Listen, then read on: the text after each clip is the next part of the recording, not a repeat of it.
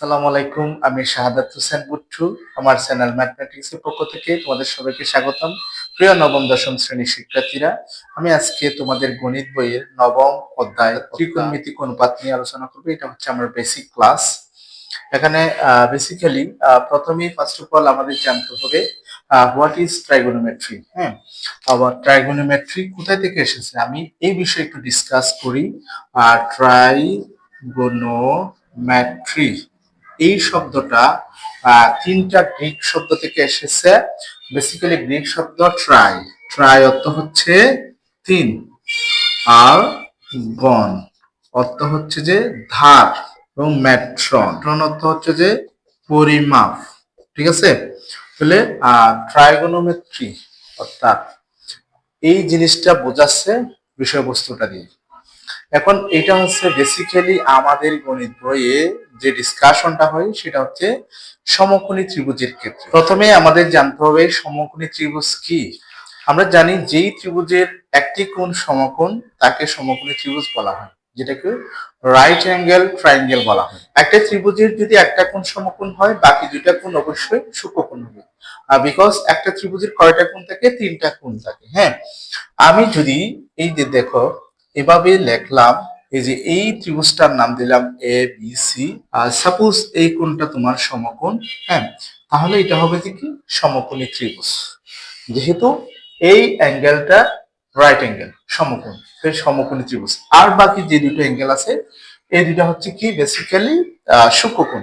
সূক্ষ্মকোণ বলতে আমরা তাকেই বুঝি যেই কোণের পরিমাপ 90 ডিগ্রির অপেক্ষা ছোট, অর্থাৎ এক সমকোণের চেয়ে ছোট, লেস দেন ফ্রম 90 ডিগ্রি, তখন এটাকে আমরা কি বলবো? সূক্ষ্মকোণ। একটা সমকোণী ত্রিভুজের বেসিক্যালি একটা সমকোণ, বাকি দুটো কি কোণ? সূক্ষ্মকোণ। এখানে আমরা যে ত্রিকোণমিতিক ডিসকাশনটা করব, এই বিষয়বস্তুটা বেশিরভাগ ক্ষেত্রে, বিশেষ করে সমকোণী ত্রিভুজের ক্ষেত্রে এই ক্যালকুলেশন গুলো করা হয়। তাহলে বেসিক্যালি আমাদের সমকোণী ত্রিভুজের যেহেতু তিনটা বাহু আছে, এই তিনটা বাহুর তিনটা ডেফিনিট নেম আছে। এই নামগুলো আমাদের জানতে হবে কোন বাহুকে কি নামে বলা হয়। অ্যাকচুয়ালি অনুভূমিক ভাবে যদি আমরা কনসিডার করি, এভাবে যদি আমরা কনসিডার করি, এই জিনিসটাকে আমরা বলবো যে অলওয়েজ সমকোণের যে বিপরীত বাহুটা আছে, অপোজিট যে বাহুটা আছে, সেটাকে বলা হয় যে অতিভুজ, অর্থাৎ হাইপোটেনাস। এটাকে বলা হয় যে কি? হাইপোটেনাস, অর্থাৎ অতিভুজ। সমকোণের বিপরীত বাহুটা হচ্ছে কি? অতিভুজ, হাইপোটেনাস। এখন কথা হচ্ছে যে সমকোণটাকে অবশ্যই এভাবেই রিপ্রেজেন্ট করা হয়, এটা মাথায় রাখবেন। আর অতিভুজ হচ্ছে এই ত্রিভুজের সবচেয়ে বড় বাহু, বিগেস্ট বাহু। ঠিক আছে, এখন আদার্স দুইটা বাহু আছে, এই একটা বাহু, এই একটা বাহু। বেসিক্যালি এই বাহুটাকে বলা হয় যে ভূমি। কি বলা হয়? ভূমি। এবং এই বাহুটাকে বলা হয় যে উলম্ব বাহু। অর্থাৎ এটা হচ্ছে যদি কোনো ধরনের কিছু বলা না থাকে, আনুভূমিক ভাবে চিন্তা করা হয়, তখনই এই ধরনের নামগুলো বলা হয় ভূমি, উলম্ব বাহু এবং হচ্ছে কি অতিভুজ, সমকোণের বিপরীত বাহু।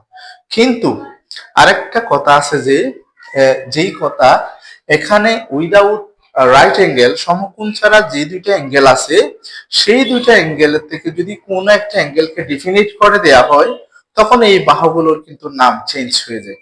এখন আমি সেই বিষয়টা তোমাদের সামনে তুলে ধরব। এই ত্রিভুজের ক্ষেত্রে এ বি সি এই কোণটা হচ্ছে সমকোণ। হ্যাঁ, সমকোণকে আমরা এভাবে চিহ্নিত করি, এবং আমরা জানি সমকোণের বিপরীত বাহুকে কি বলা হয়? অতিভুজ বা হাইপোটেনাস। এখন কথা হচ্ছে যে এখানে আর যে বাকি দুইটা অ্যাঙ্গেল আছে, একটা হচ্ছে এই অ্যাঙ্গেল আর একটা হচ্ছে এই অ্যাঙ্গেল। এই দুটো অ্যাঙ্গেলের মধ্যে এই এই অ্যাঙ্গেলকে যদি ডিফিনিট করা হয়, নির্দিষ্ট করা হয়, তখন এই অ্যাঙ্গেলের অপোজিটে যে বাহুটা আছে এটাকে বলা হয় অপোজিট সাইড, অর্থাৎ বিপরীত বাহু। এটাকে বলা হয় যে কি? বিপরীত বাহু। সমকোণের বিপরীত বাহুটা হচ্ছে অতিভুজ, এবং যে কোণটা ডিফিনিট করা হবে সেই কোণের বিপরীত বাহুটা হচ্ছে কি? অপোজিট সাইড বা বিপরীত বাহু। এবং আরেকটা বাহু যেটা আছে without hypotenuse and without opposite side ছাড়া আরেকটা যে বাহু আছে, এই বাহুটাকে বলা হয় কি? Adjacent side. অর্থাৎ অ্যাডজাসেন্ট সাইড মানে হচ্ছে কি? সন্নিহিত বাহু। এখন এই বাহুগুলোকে আমরা কিন্তু আরেক নামে বলবো। বেসিক্যালি এই বাহুটাকে লম্ব বলা হয়, এবং এই বাহুটাকে বলা হয় কি ভূমি, এবং এই বাহুটাকে বলা হয় কি অতিভুজ। তাহলে আমরা লম্ব কাকে বলবো? ওই যে যেই নির্দিষ্ট কোণটা দেয়া আছে তার বিপরীত বাহুটাকে বলা হয় লম্ব বা অপোজিট সাইড, এবং আরেকটা বাহু যেটা এই নির্দিষ্ট কোণটা তৈরি করছে এটাকে বলা হয় সন্নিহিত বাহু বা ভূমি। ঠিক আছে, আমরা দুইভাবেই বলতে পারি এগুলোকে। এখন বিষয়বস্তুটা হচ্ছে এরকম, এখন যদি এই অ্যাঙ্গেলটা এখানে না হয় যদি এখানে হয় তাহলে তাহলে বোঝাবে আমার এই অ্যাঙ্গেলের বিপরীতে যে বাহু আছে সেটা হচ্ছে অপোজিট সাইড অর্থাৎ লম্ব, এবং আরেকটা যে বাহু আছে অর্থাৎ এই ডেফিনিট কোণটাকে ক্রিয়েট করছে সেই বাহুটাকে বলা হবে কি ভূমি বা অ্যাডজাসেন্ট সাইড, সন্নিহিত বাহু। ঠিক আছে, তাহলে আমরা অলওয়েজ আমরা রিমার্ক করব বিষয়টা হচ্ছে কি উইদাউট রাইট অ্যাঙ্গেল ছাড়া বাকি যে দুইটা কোণ থাকবে ওই কোণ যে কোন একটা কোণ যেটাকে নির্দিষ্ট করা হবে সেই কোণের বিপরীত বাহুটা হচ্ছে লম্ব, আর বাকি যেটা থাকবে সেটা হচ্ছে কি ভূমি। আবার আহ সেটাকে ভূমিকে আবার কি বলা হয় সন্নিহিত বাহু বলা হয়, আবার লম্বকে কিন্তু বিপরীত বাহু বলা হয়। এই একটা গেল বিষয়বস্তু আমাদের এই বইতে এই অধ্যায়ের শুরুর দিকে। হ্যাঁ, কিছু আমরা গ্রিক অ্যালফাবেট দেখতে পাবো, যেটা হচ্ছে মনে করো এটা হচ্ছে আলফা, বিটা, গামা, হ্যাঁ, থিটা, তারপর আছে ফাই। ঠিক আছে, এই ধরনের কিছু অ্যালফাবেট আছে যেই অ্যালফাবেট গুলোকে আমরা ত্রিকোণমিতিতে অ্যাঙ্গেল রিপ্রেজেন্ট করার জন্য ইউজ করা হয়। যেমন মনে করো এই যে একটা সমকোণী ত্রিভুজ, রাইট অ্যাঙ্গেল ট্রায়াঙ্গেল। ঠিক আছে, এ বি সি, এই কোণটা কি রাইট অ্যাঙ্গেল সমকোণী। তাহলে এখানে যদি নির্দিষ্ট এই কোণ ধরা হয় তখন এটাকে থিটা দিলাম, তখন এই এই থিটা দ্বারা বোঝাচ্ছে এই কোণের মেজারমেন্টটা। ঠিক আছে, আর শিক্ষার্থীরা এই পর্যন্ত আজকে আমার ক্লাস। তুমি যদি আমার ক্লাসে নতুন হয়ে থাকো তাহলে আমার চ্যানেলটা সাবস্ক্রাইব করবে এবং বেল বাটন অন করবে। ধন্যবাদ।